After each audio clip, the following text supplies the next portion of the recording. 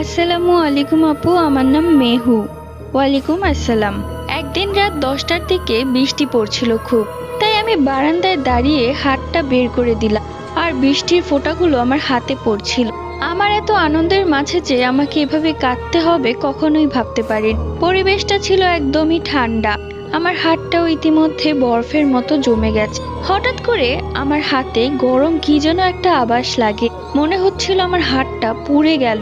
আমি তাড়াতাড়ি বারান্দা থেকে হাতটা ভেতরে ঢুকাই। তখন আমি যা দেখলাম তা দেখে আমার গায়ের লোম রীতিমতো দাঁড়িয়ে গেল। আমি দেখলাম আমার হাতের এক পাশটা পুরো পুড়ে গেছে এবং সেখান থেকে ধোঁয়া বের হচ্ছে। এই দৃশ্য দেখে আমি মাকে ডাক দেই, এক চিৎকার দিয়ে অজ্ঞান হয়ে পড়েছে। যখন জ্ঞান ফিরে তখন দেখলাম আমার হাতে ব্যান্ডেজ করা। আমার হাত অনেকটাই ফুলে গেছে, পরবর্তীতে আমার হাতে ঠোসা পড়ে গিয়েছিল। আমি আজও জানি না সেটা কি ছিল, এখনো আমার হাত ওই অবস্থা।